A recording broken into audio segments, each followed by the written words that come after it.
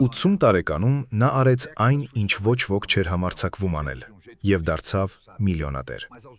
Իմ նախապապ Վազգենը 80 տարեկան էր, երբ որոշեց սկսել։ Ոչ թե վերսկսել, սկսել։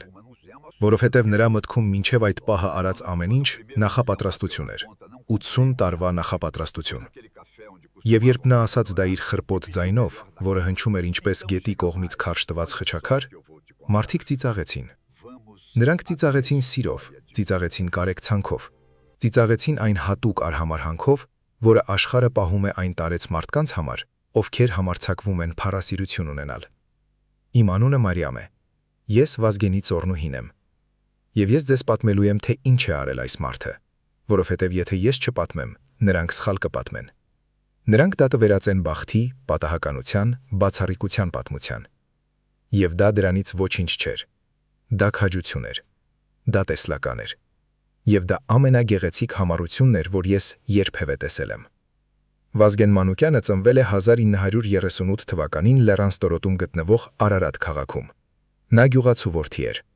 Մեծացել է խաղողի այգիների մեջ։ Եվ որքան հիշում է, հողի եւ խաղողի հետ հարաբերությունները պակաս աշխատանքային էին, ավելի շատ զրույցի։ Նա խաղողի այգիների մասին խոսում էր այնպես, ինչպես մարդկանց մասին են խոսում։ Սա համար է, սա ուշադրության կարիք ունի, սա պտուղ է տալիս միայն այն ժամանակ, երբ ուզում է։ Նրա կյանքը սովորական հայ գյուղացու կյանք էր։ Աշխատասիրություն, քիչ փող, շատ արժանապատվություն։ Նա խաղող էր տնկում, տնական գինի էր պատրաստում եւ վաճառում էր այն, ինչ կարողանում էր տեղական շուկայում։ Նա ամուսնացավ իմ մեծ տատիկի Սիրանուշի հետ։ Նա երեխաներ ունեցավ։ Նա կորցրեց Սիրանուշին քաղցկեղից 62 տարեկանում։ Նա շարունակեց իր կյանքը։ 70 տարեկանում նրա երեխաների ու թոռների մեծ մասը լքել էր Արարատը։ Գնացել էին Երևան, Մոսկվա, Լոս Անջելես։ Հայ երիտասարդների արտագաղթը, թողնելով ծերերին ու խաղողի այգիները։ Վազգենը մնաց։ Հողը չի գնա, ասում էր նա։ Եվ ես էլ չեմ գնա։ 75 տարեկանում ամեն ինչ ցույց էր տալիս, որ նա իր վերջին տարիները կապրի հանգիստ, խնամելով խաղողի այգին, որը ամեն եղանակ կրճատվում էր, քանի որ երիտասարդ ձեռքեր չկային օգնելու համար։ Նրա երեխաները փող ուղարկեցին եւ խնդրեցին նրան վաճառել հողը եւ գնալ ապրելու ինչ-որ մեկի հետ։ Նա հրաժարվեց։ Հողը վաճառելը նշանակում է վաճառել իմ էությունը։ 80 տարեկանում ինչ-որ բան պատահեց։ Երևանից մի գործարար եկավ տարածաշրջան անշարժ գույքի նախագծի համար հող փտրելու։ Նա Վազգենին առաջարկեց զգալի գումար խաղողի այգու համար, բավարար, որպեսզի նա կարողանա հարմարավետ ապրել իր կյանքի մնացած մասը։ Երեխաները չափազանց ուրախ էին։ «Ընդունիր, հայրիկ, դա ավելի շատ գումար է, քան մենք միասին տեսել ենք»։ Վազգենը լսեց առաջարկը։ Նա նայեց գործարարին, ապա նայեց խաղողի այգուն, որդատունքերի շարքերին, որոնք տնկել էր իր հայրը, որոնք տնկել էր իր պապը իրենից առաջ, որոնք այդ հողում էին եղել սերունդներ շարունակ։ Եվ ես ասացի ոչ։ Բայց դա դրանով չավարտվեց, որովհետև Վազգենը պարզապես չասաց ոչ մերժելու համար։ Նա ասաց ոչ, որովհետև ուներ մեկ այլ ծրագիր։ Ծրագիր, որը նրա ներսում խմորվում էր, ինչպես գինին, դանդաղ, մթության մեջ, ժամանակի ընթացքում խորություն ստանալով։ Ես չեմ վաճառելու հողը, ասաց նա իր հավաքված ընտանիքին։ Ես գինի եմ պատրաստելու, իսկական գինի, ոչ թե այն տնական գինին, որը ես պատրաստում եմ հարևանների համար, մասնագիտական գինի, շշալցված, պիտակով, վաճառելու համար։ Արձագանքը այնպիսին էր, ինչպիսին կարող եք պատկերացնել։ Պապիկս Վազգենի որդին ասաց, որ նա ծերունական է։ Մայրս ասաց, որ դա անհանգստացնող է։ Թոռները ծիծաղեցին, բոլորը ծիծաղեցին։ 80 տարեկան, գինեգործության պաշտոնական ուսուցում չկա, մասնագիտական սարքավորումներ չկան, ներդրումներ կատարելու գումար չկա, առանց դիստրիբուտորների, առանց շուկայավարման, միայն հին խաղողի այգի, կնճռոտ ձեռքեր եւ համառություն, որը Արարատ լեռը կդարձներ ճկուն։ Եվ նա սկսեց։ Սկզբում նա սովորեց։ 80 տարեկանում Վազգենը սկսեց կարդալ մասնագիտական գինեգործության մասին։ Նա խնդրեց իր թոռնիկին, որը ապրում էր Երևանում, գրքեր բերել իրեն։ Երբ նա իմացավ, որ ինտերնետում տեղեկատվություն կա, խնդրեց նույն թոռնիկին սովորեցնել իրեն, թե ինչպես օգտագործել պլանշետ։ Նրան շաբաթներ պահանջվեցին հիմունքները սովորելու համար։ Նրա հաստ կոշտացած մատները սխալներ էին թույլ տալիս ստեղների հետ։ Էկրանը պատշաճ կերպով չէր արձագանքում 60 տարի գետնին անցկացրած ձեռքերի հպումներին։ Բայց նա սովորեց։ Եվ նա խորացավ։ Նա դիտում էր ֆրանսիացի գինեգործների տեսանյութեր։ Նա կարդում էր հոդվածներ հայկական գինու վերածնունդի մասին։ Հայաստանը, որը համարվում էր համաշխարհային գինեգործության օրրանը, վերածնունդ էր ապրում, նոր գինեգործարաններով, որոնք արժանանում էին միջազգային մրցանակների։ Նա ուսումնասիրեց տեղական հայկական խաղողի տեսակները՝ արենի, ոսկեհատ, կանգուն եւ հասկացավ այն մարդու իմաստությամբ, ով ճանաչում էր այդ խաղողը դեռևս կարդալ չկարողանալուց առաջ, որ այն ինչ ժամանակակից գինեգործները հայտնաբերում էին, այն էր, ինչ նա արդեն գիտեր տասնամյակներ շարունակ։ Հետո նա հարմարվեց։ Մասնագիտական սարքավորումները արժեցան մի ամբողջ կարողություն, որը նա չուներ։ Այսպիսով նա իմպրովիզացրեց։ Նա հարմարեցրեց կաղնետակառները, որոնք ձեռք էր բերել գինեգործարանից, որը համալրվում էր։ Նա կառուցեց ձեռագործ մամրիչ փայտից եւ երկաթից, ինքը իր ձեռքերով։ Նա իր տան նկուղը վրացեց խմորման տարածքի, որը գեղեցիկ չէր, բայց ֆունկցիոնալ էր։ Ապա նա դա արեց։ Առաջին բերքահավաքից, եթե կարելի է այդպես անվանել, ստացվեց 200 շիշ։ Նա յուրաքանչյուրը լցրեց ձեռքով։ Նա յուրաքանչյուրը ձեռքով խցանեց։ Եվ պիտակը, որը նախագծել էր 9 տարեկան ծոռնուհիս, որը ես էի, պարզ էր՝ մանուկյան, Արարատ, արենի նոար։ Գինին լավն էր։ 80-ամյա սիրողականի համար լավը չէր, իսկապես լավ,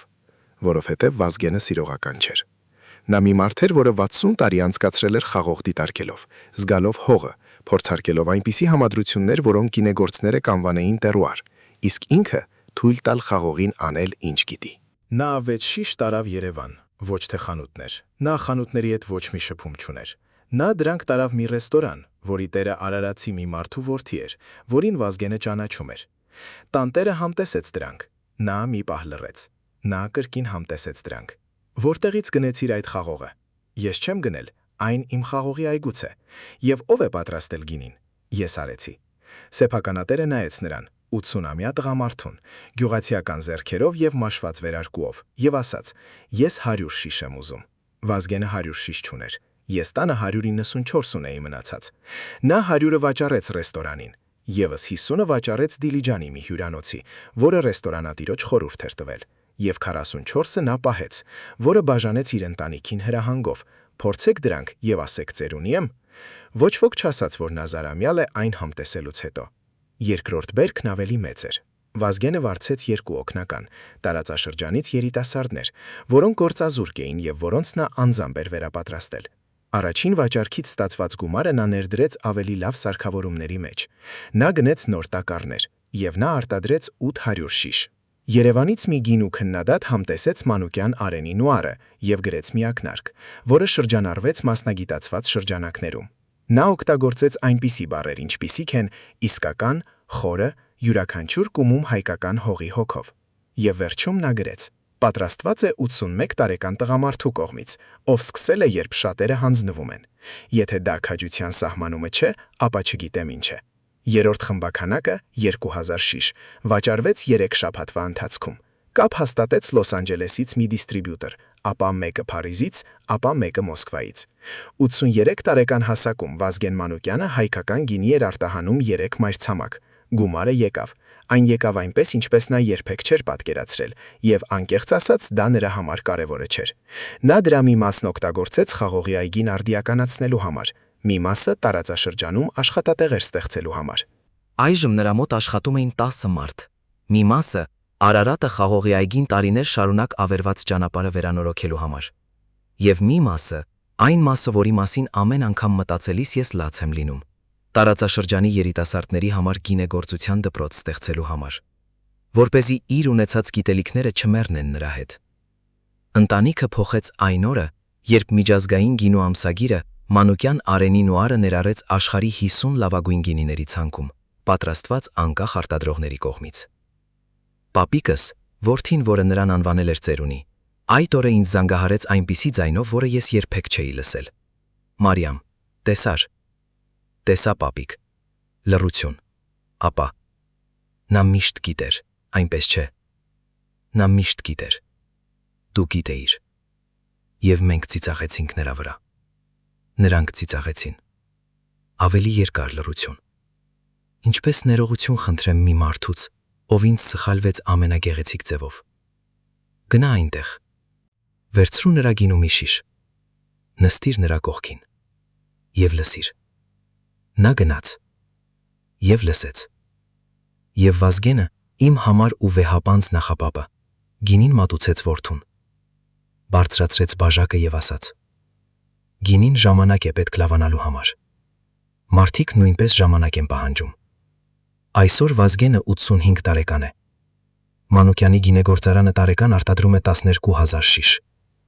Այնտեղ աշխատում է տարածաշրջանի 25 մարդ։ Այն արտահանում է 9 երկիր։ Եվ խաղողի այգին, որը գործարարը ցանկանում էր գնել շենքեր քանդելու եւ կառուցելու համար, ավելի կենդանի է, քան երբևէ։ Արենին ու արվորդատունքերի շարքերով,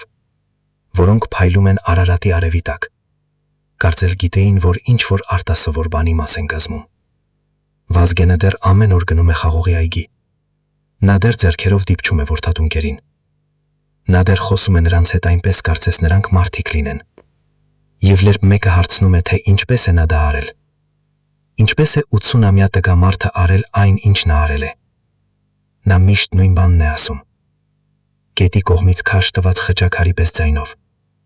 Ես ոչինչ չարեցի, որ խաղողը չուզենար անել։ Ես պարզապես համբերություն ունեցա։ 80 տարի սպասելու, որպեսզի հասկանայի, թե ինչ է այն ուզում։